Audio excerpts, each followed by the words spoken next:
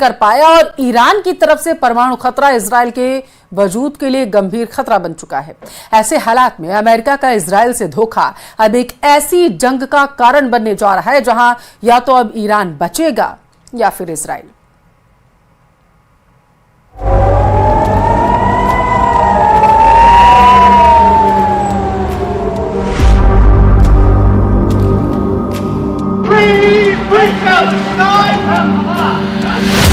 Washington में मारे गए इजरायली, अब ईरान पर 7 दिन बमबारी।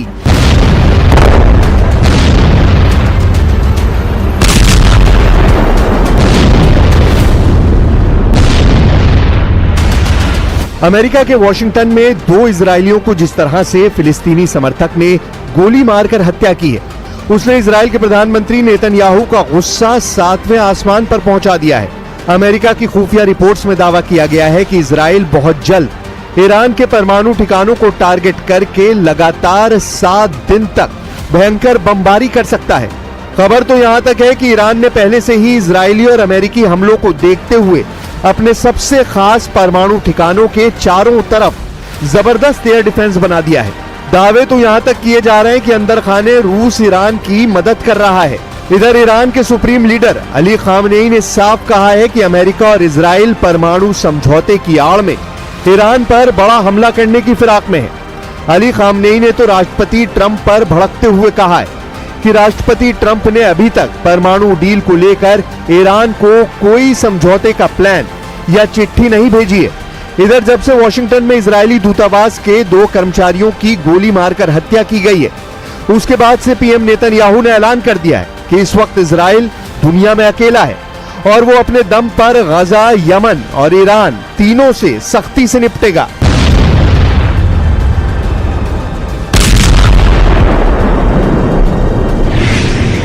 भड़क उठे नेतन्याहू, दुनिया में अकेला है इजराइल।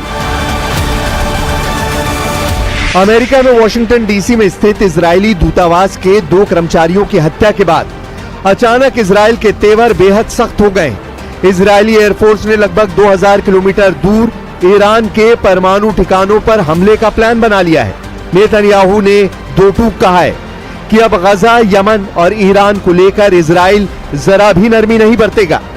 पीएम नेतन्याहू ने इजरायलियों की हत्या के बाद साफ कहा है कि दुनिया में इजराइल अब अकेला है और अपने दम पर दुश्मनों से निपटेगा।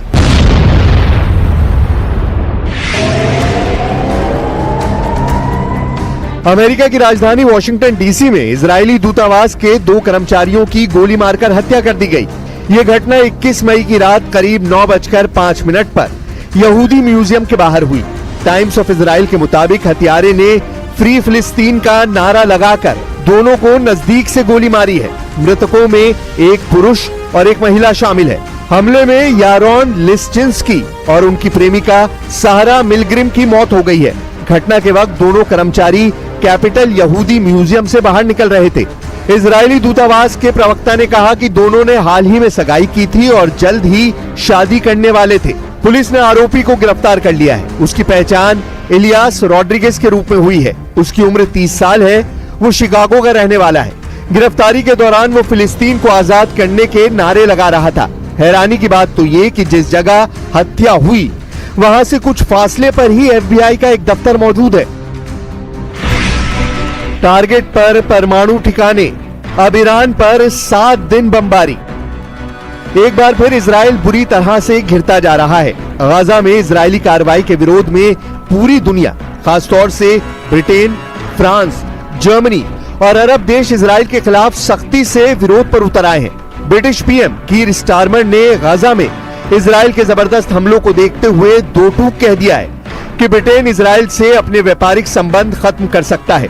जबकि अमेरिका के पूर्व उपराष्ट्रपति माइक पेंस का दावा है कि राष्ट्रपति ट्रंप और प्रधानमंत्री नेतन्याहू के बीच बातचीत पूरी तरह से बंद हो चुकी है। यानी इस वक्त इजराइल पूरी तरह से अकेला पड़ गया है। ऐसे हालात में नेतन्याहू का बौखलाना साबित करता है कि अब इजराइल अमेरिका की परवाह किए बिना गजा से लेकर ईरान तक भीषण हमला करेगा। इजरायली मीडिया ने दावा किया है कि अमेरिकी खुफिया एजेंसियों को पता चला है कि इजराइल ने 7 दिन तक ईरान पर भयंकर हमला करने का प्लान बनाया है।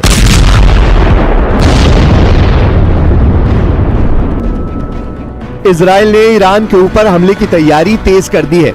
एक्सियोस ने इजराइल के 2 सूत्रों के हवाले से बताया है कि अगर ईरान के परमाणु कार्यक्रम को लेकर अमेरिका और तेहरान के बीच चल रही बातचीत विफल हो जाती है तो इजराइल ईरान पर तुरंत हमला कर सकता है। इजराइल की खुफिया एजेंसी को लगता है कि वार्ता जल्द ही विफल हो सकती है। एक्सियोस ने यह भी बताया कि दोनों इजरायली सूत्रों ने अमेरिकन मीडिया की रिपोर्ट की पुष्टि की है, जिसमें कहा गया है कि इजराइल ईरानी परमाणु सुविधाओं पर संभावित हमलों की तैयारी कर रहा है। सूत्रों ने यह भी कहा कि किसी भी हमले के लिए 1 सप्ताह तक चलने वाले अभियान की आवश्यकता होगी और ये एक बार का हमला नहीं होगा। प्रधानमंत्री बेंजामिन नेतन्याहू ईरान और अमेरिका की परमाणु वार्ता के विफल होने का इंतजार कर रहे हैं, जबकि दूसरी तरफ ईरान के सुप्रीम लीडर अली खामनेई ने दो टूक कह दिया है कि ईरान अपने परमाणु हितों को ताक पर रखकर अमेरिका के सामने नहीं झुकेगा।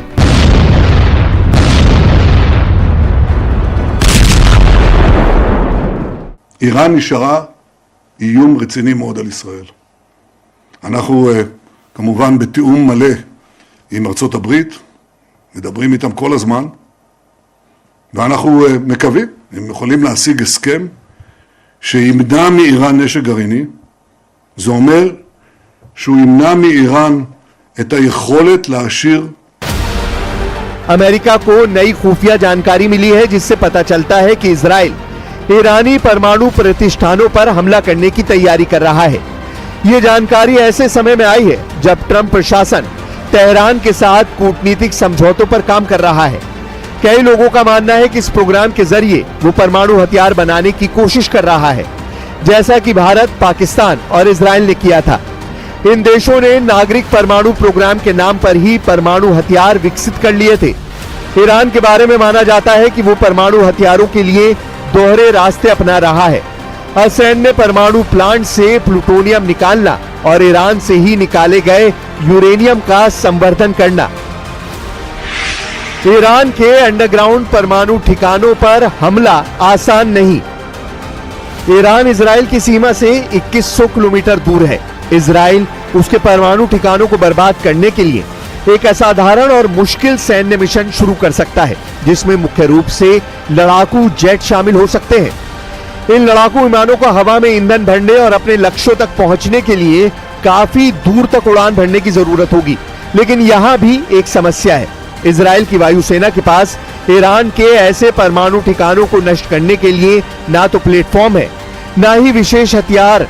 फोर्डो और नतांज जैसे अंडरग्राउंड परमाणु ठिकानों को नष्ट करने के लिए इजराइल को GBU-57 मैसिव ऑर्डिनेंस पेनिट्रेटर यानी MOP जैसे बम की जरूरत होगी, जिसका वजन 12 टन से ज्यादा है और 6 मीटर लंबाई है।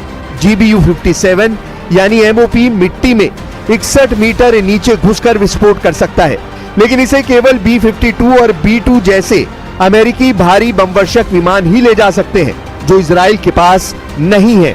यानी इजराइल अपने दम पर ईरान के परमाणु ठिकानों को नष्ट नहीं कर सकता, उसे अमेरिका की जरूरत होगी और अमेरिका इजराइल की मदद को इस वक्त तैयार नहीं है।